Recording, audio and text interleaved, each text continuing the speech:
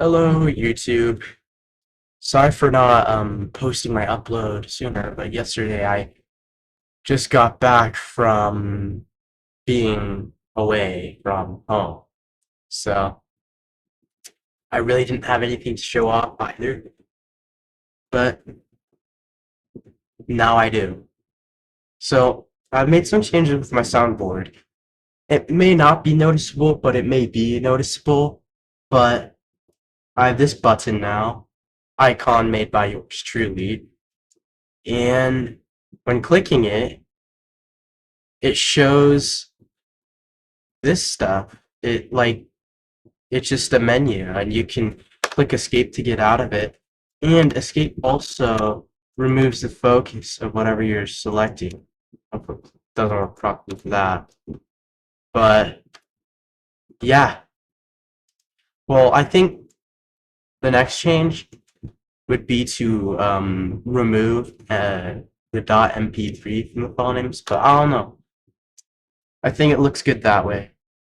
Who knows? I'm probably not going to change that. And also another change is that the mic names, the mic name and description is not reversed. So it's proper. And this is not based off of like it's just not based off of it's not based off of the ID of the audio device now, it's based off of its name. Now the reason why that's important is because the ID can change. So if the ID changes, then it will not find the audio device anymore. And the ID changes if the audio device is unplugged and plugged back in. Another notable change would be this here. This is new.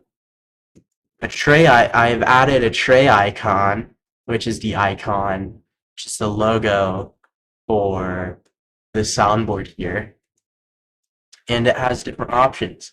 Now, this doesn't, these settings options don't do anything for now because I have not decided what they'll do, but I think I'll add 4 options for creating, deleting, actually probably 3 options for creating the mic, starting capture of the mic, and maybe like letting you select an audio device so that you don't have to fiddle with the settings in here if you have it hidden and you don't want to reopen it. But who knows, I might even remove that altogether.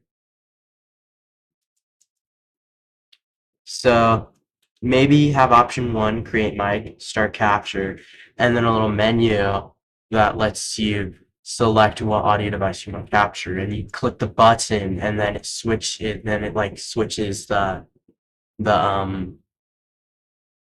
like audio device, and like it switches to a menu that shows all the audio devices. I don't know if that's possible, but I mean, it'll be interesting to try. And something I've also noticed is that the background for the logo is the same exact color as I have themed here. So it doesn't look right because these are all slightly transparent.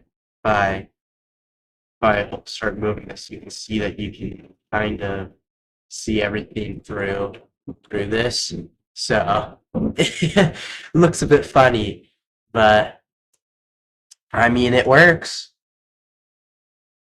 The tray icon was quite difficult to get functional because for some ungodly reason you're not able to just use the same it's the same like stuff that you would normally for the markup language because it's axiomal, right, which is Avalonia's own custom version of XML or XAML, whatever you call it. And axiomal has like this normal one where you can reference your code directly, and then this not normal one where for some weird reason it just won't let you reference your code directly. Because in this this just does binding dot place selected sound. This does binding dots, or not binding, dot. It's binding and then a space, and then the name of the function you're trying to call. So this is binding place selected sound. This is binding stop, and it stops all sounds, and so on and so forth. Relatively simple. With this, you don't do that. If you do that, you get errors. Now, there is a way to get around that. You could make it a dynamic resource, then it doesn't actually call code. And because of that, there's a different way you have to do it. And because I have this button changing what it says, like what SoundDux does. So if you open up SoundDux, it also has that same little little thing. So if you hide the window, it changes. So I want it to be like SoundDux, because SoundDux is the whole reason why I made this sound. So I wanted it to look a bit like SoundDux. So I implemented SoundDux features.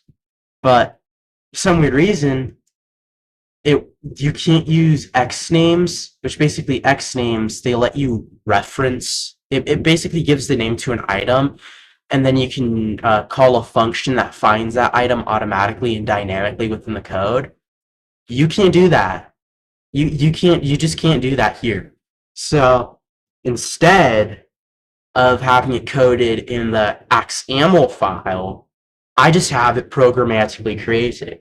So basically, rather than having a predefined file that defines how this pop-up should look and behave, that is just dynamically created on the fly.